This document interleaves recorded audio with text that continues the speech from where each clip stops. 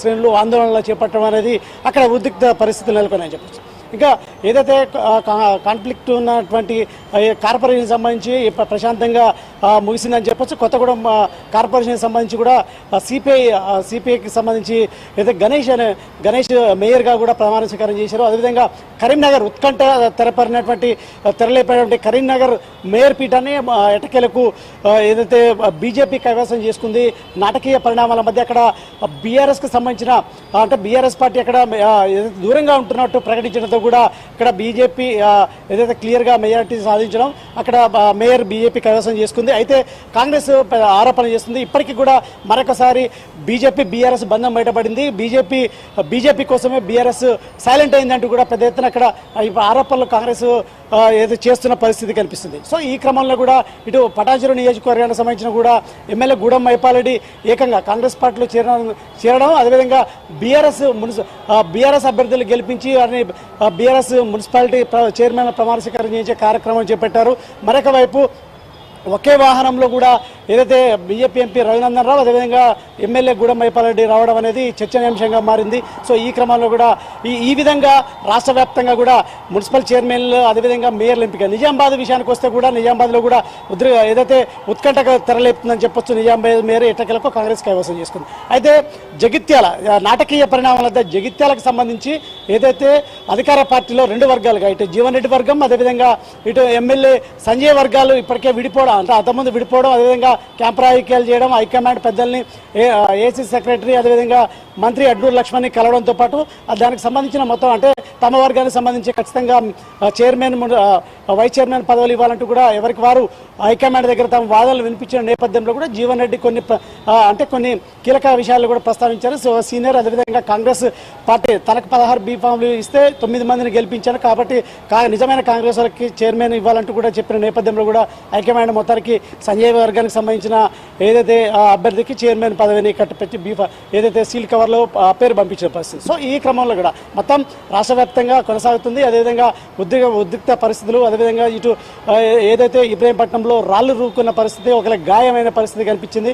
మొత్తం ఏదన్నా సరే ఎలాంటి అవాంఛనీయ ఘటనలు జరగకుండా కూడా భారీ మొత్తంలో పోలీసులు మోహరించడం అదేవిధంగా 144 సెక్షన్ కూడా విధించి ఎక్కడికెక్కడ పోలీసులు అయితే కట్టడి చేసే ప్రయత్నం అయితే చేస్తున్నారు. సో సాయంత్రం వరకు మొత్తం అధికార కాంగ్రెస్ పార్టీ ఎన్ని మున్సిపాలిటీలకు సంబంధించిన చైర్మన్లు ప్రమాణ స్వీకారం చేశారు అదేవిధంగా వార్డులకు సంబంధించిన అంశాలపై స్పష్టత వచ్చే అవకాశం అయితే కనిపిస్తుంది. మొత్తానికి ఓవరాల్గా అయితే ఈ విధంగా ఇప్పటికీ చైర్మన్లో మేయర్ల ఎంపిక ప్రక్రియ కొనసాగుతుందని చెప్పొచ్చు. Valli right, thank you Srinivas.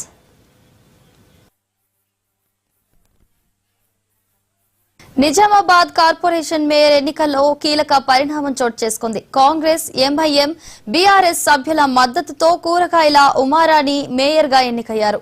Deputy mayor గా సల్మా తాసిల్ ఎన్నికయ్యారు. చేతులు ఎత్తే పద్ధతిలో నిర్వహించిన ఈ ఎన్నికలో అత్యధిక సభ్యులు వీరికి మద్దతు ప్రకటించారు. ఇదే అంశానికి సంబంధించి మరింత సమాచారాన్ని నిజామాబాద్ నుంచి మా ప్రతినిధి మహేందర్ అందిస్తారు. మహేందర్, చెప్పండి. నిజామాబాద్ మున్సిపల్ కార్పొరేషన్ లో ఉదయం నాటకీయ పరిస్థితి ఏర్పడింది. బీజేపీ వారు ముందుగా ఎన్నికైనటువంటి డివిజన్ సభ్యులతో వచ్చారు. అయితే అలాగే ఇటు కాంగ్రెస్ వారు వచ్చారు, ఇటు ఎంఐఎం వారు వచ్చారు. అప్పుడే ఇద్దరు కూడా బీజేపీ వారు జై భారత్ మాత అని వాళ్ళు ఇక్కడ నుంచి వీళ్ళు కూడా జై హిందూస్ అని నన్నుదాలు చేసుకున్న పరిస్థితి ఉంది. అయితే ఎంపీ అరవింద్ వారి సభ్యులతో కలిసి కౌన్సిల్ కి వచ్చారు. అలాగే వాళ్ళ కాంగ్రెస్ సభ్యులతో కలిసి పిసిసి అధ్యక్షుడు మహేష్ కుమార్ గౌడ్ వచ్చారు.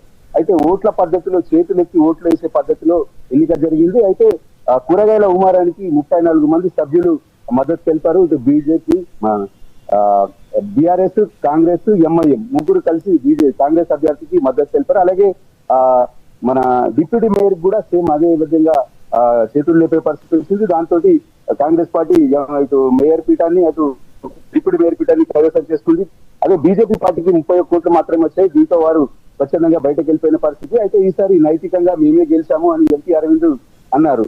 కాంగ్రెస్ పార్టీ బీఆర్ఎస్ పార్టీ కలవడం అంటే ఏంది, అలాగే వీళ్ళందరూ ముగ్గురు పార్టీలు కలిసి అత్యధిక సీట్లు వచ్చిన మమ్మల్ని ఓడించారు. అయితే ఈ టర్మ్ ఇంకో 2 సంవత్సరాల్లో మళ్ళీ మేమే వస్తాము, ఖచ్చితంగా మున్సిపాలిటీ స్థానాన్ని కైవసం చేసుకుంటామని చెప్పి ఎంపీ అరవింద్ చెప్పిన పరిస్థితి.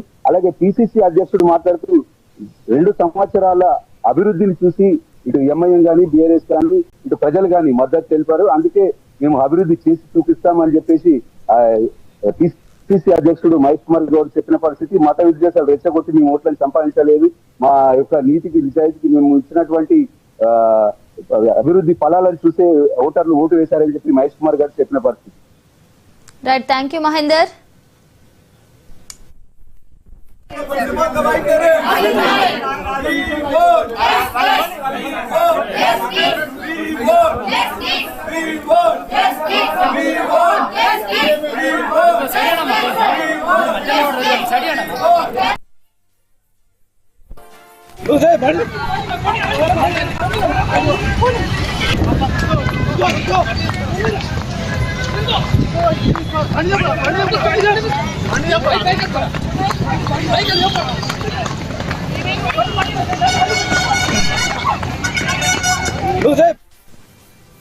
ఆదిలాబాద్ మున్సిపల్ పీఠం దక్కించుకోవడంలో కాంగ్రెస్ స్వతంత్ర అభ్యర్థుల కూటమి విజయం సాధించింది. హోరాహోరీగా సాగిన ఈ ఎన్నికలో ఊహించని రాజకీయ పరిణామాలు చోటు చేసుకున్నాయి.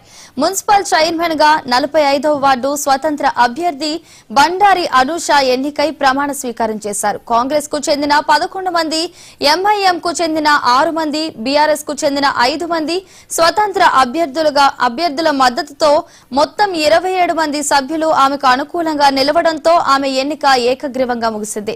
వైస్ చైర్మన్ పదవిని కాంగ్రెస్ పార్టీ కైవసం చేసుకుంది. ఇక ఇదే అంశానికి సంబంధించి మరింత సమాచారాన్ని మా ప్రతినిధి శ్రీనివాస్ అందిస్తారు. శ్రీనివాస్, చెప్పండి.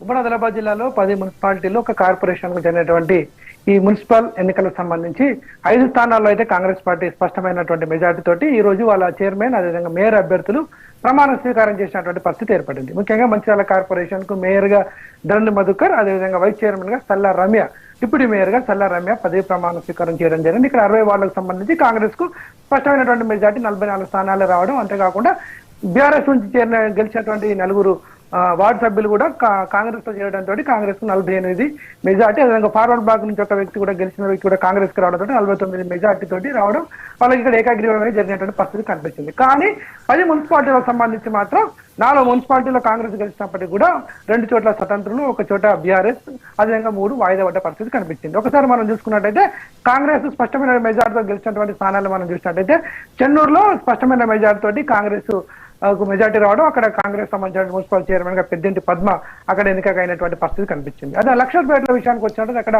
కాంగ్రెస్ కూడా స్పష్టమైన మెజార్టీ ముందు నుంచి వచ్చింది. అక్కడ చైర్మన్ గా అంజలి అనేటువంటి మహిళకు అక్కడ రిజర్వేషన్ ప్రకారం ఆమె చైర్మన్ గా ఎన్నికైనటువంటి పరిస్థితి కనిపించింది. నిర్మల్లో కూడా ముఖ్యంగా కాంగ్రెస్ కి ముందు నుంచి కూడా స్పష్టమైన మెజార్టీ రావడం జరిగింది. అక్కడ భార్యాభర్తలు అప్పాల కావ్య చైర్మన్ గా, అప్పాల గణేష్ వైస్ చైర్మన్ గా ఎన్నికవడం జరిగింది. కాంగ్రెస్ అక్కడ స్పష్టమైనటువంటి మెజార్టీ వచ్చినటువంటి పరిస్థితి కనిపించింది. ముఖ్యంగా బెల్లంపల్లిలో మాత్రం కొంచెం ట్విస్ట్ జరిగింది. ముఖ్యంగా బెల్లంపల్లిలో ఎవరికి మెజార్టీ రాలేదు. బెల్లంపల్లిలో మనం చూసుకున్నట్టయితే ప్రధానంగా బెల్లంపల్లిలో 34 స్థానాలకు సంబంధించి 14 బీఆర్ఎస్, 14 కాంగ్రెస్ వచ్చినటువంటి పరిస్థితి కనిపించింది. అక్కడ ఎవరికి కూడా మెజార్టీ రాలేదు. మిగతా వాళ్ళు ఒక బీజేపీ, మిగతా వాళ్ళు స్వతంత్రులు ఎన్నికవడం జరిగింది. అయితే ఇక్కడ కాంగ్రెస్ లో కొంతమంది రెబెల్లు బయటకు వచ్చేసి వాళ్ళు బీఆర్ఎస్ లో చేరడం జరిగింది. కేటీఆర్ సమక్షంలో